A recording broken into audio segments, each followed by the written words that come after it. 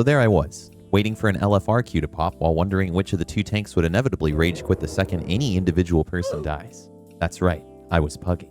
The wonderful world of meeting jovial strangers and working together to achieve a true common goal. Shared loot tables. I had to deal with this, because much to my chagrin, I was friendless. Guildless, even. I sat there in Orgrimmar, making damn sure I didn't communicate with anyone, and came to the sudden realization that maybe the problem wasn't me. Maybe it was the server I was on. Everyone seemed to be a great salesman, but I was just a thick little blood elf trying to make some homies. I dug into the recesses of my smoothed Ret Paladin brain and remembered that RP servers are a thing. That brings us to Moonguard, a lively server with an unfortunate reputation. Sure, you might run into an occasional long hug or be asked to rate feet. Don't go in the basement. But Moonguard is the only server I've seen that has player-ran events, and I think that's pretty cool. The only problem was I didn't have a character on the realm. I figured, why not make a druid? After all, that was my first character back in vanilla. This time, though, I was going to try out Alliance, and whatever the hell Exile's Reach is. I skipped through everything, rushed, so we'll say your character is boating in Lake Havasu, drunk as shit. You crash the boat, everyone's still drunk.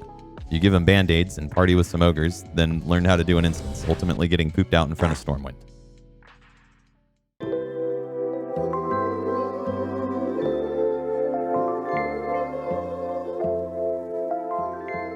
I was new in town, and like the infantile being I was, I sought safety in the dark. It's actually where I met these two cool hamsters. I befriended them. Friends. We bonded through means of ancient druidic commune. I named them Zach and Cody. I knew that with both the power of their friendship and hella beer, I was ready to gain companionship. I took to the streets with my newly found confidence. I even slow-walked. I knew that Zachariah and Codicius would want it that way. Round 1.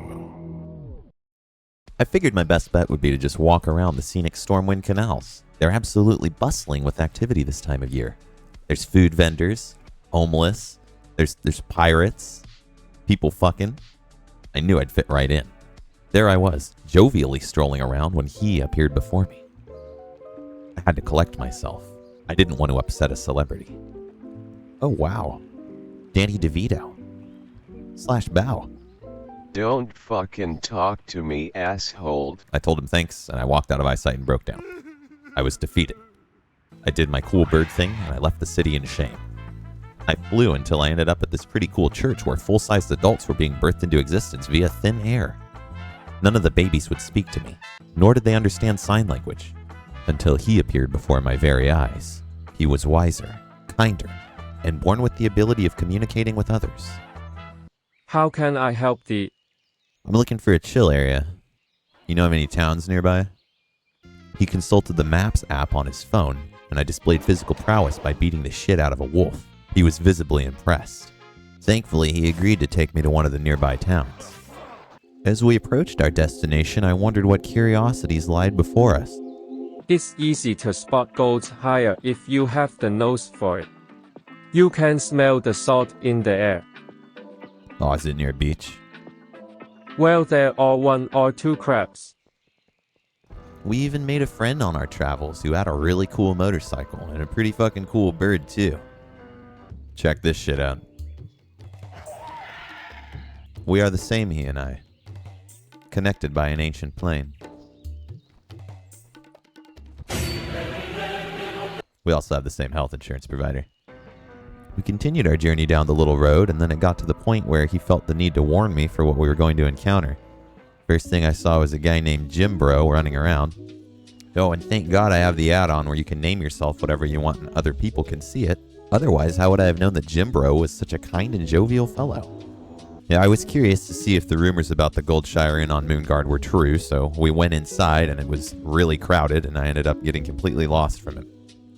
I figured I'd have better luck finding my new friend outside when I stumbled upon another interesting individual. I approached slowly in an effort to establish commune. What's up, Irby? MY boy. I carry candles and big candles that might explode. That's pretty badass. Kinda like fireworks.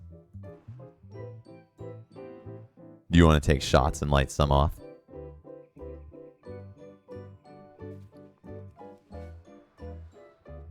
Oh damn. I'm going to blow up alone. I followed him from afar, maintaining a respectable distance. He went behind a little tent thing and he died. I wondered what could have led to Candleman's untimely demise. We had only just met. Could it have been Dan who was standing next to us looking menacing? It couldn't have been, right? Well, I didn't know, so I left. I was just being chillin' with a lively group of individuals when he appeared again. I was so surprised to see him approach me from the mist. Candleman, we meet again. I invited him to the guild immediately. He accepted. It was resplendent. He spent the next several minutes displaying his worth to the guild, mainly by means of gender equality by jumping in another member. Our guild festivities had quickly become so rowdy that I hadn't realized we had been blocking one of the main roadways in Stormwind. Apparently the holiest paladins on Moonguard were having a parade, and we were in the way. But we were jumping someone into the guild. It was really important. They were respectable and they left us alone. We decided that we'd go celebrate our newfound guild members, which led us to a night of drinking at one of the local pubs. The pub nights became a regular thing really fast. It actually got to the point where several of our members began to RP a full-blown alcohol dependency.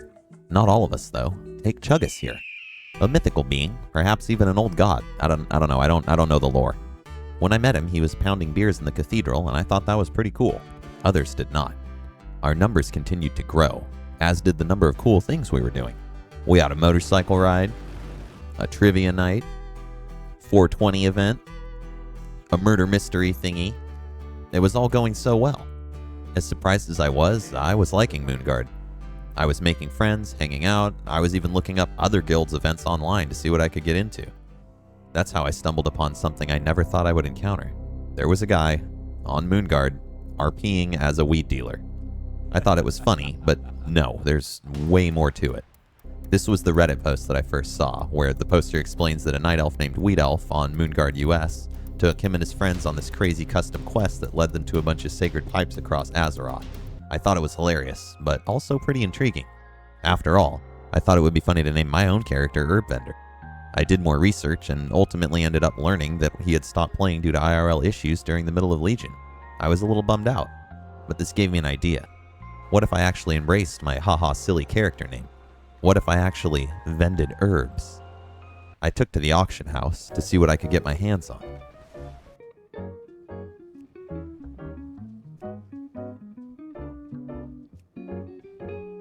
I was equipped. I had transcended the mortal night elf plane as well as unlocked the secret druid form of salesman. Having seen Wolf of Wall Street several times, I was ready to consume substances in-game and start making sales. I was legitimately surprised at how much gold I was making selling the weeds item. I mean, it's literally a grave from like fishing or something. Everyone was so enticed by my herbal delights. It wasn't until a few days into my new business venture that I learned why my wares were becoming so popular so quickly. People were thinking I was Weed Elf. This happened pretty frequently, so I developed the big brain strategy of waiting until after the sale to disclose, "No, I'm not Weed Elf." The sales went on for a while, and boy did they go. I even made enough money to pay for the barbershop to surgically alter me into a dolphin. They have great hairstylists there. Business was definitely booming, but there was one thing that I didn't take into account. What if no one was actively listing the weeds item on the auction house, and I myself was slowly draining from a now dwindling finite stockpile? This didn't happen. What did happen was, for whatever reason, YouTube decided to push some of my videos, simultaneously alerting everyone on Moonguard that I was buying all of the weeds item on the auction house. Overnight, the price went from 5 silver apiece to about 5,000 gold apiece. I knew this was a market in which I couldn't afford to stay afloat. I figured I'd just focus on my new friends/guild. I'd been enjoying my time with them a lot, so why not forget about the now lost secret of gold making I'd obtained. We spent a few weeks doing some old content, gearing up, and having more of our infamous pub nights. We were just finishing up one of the old Pandaria raids one night when I figured I'd hearth and log off, but forgot that I had to do something in my bank. I was exiting the building when I saw the unthinkable. Whoa. What the fuck?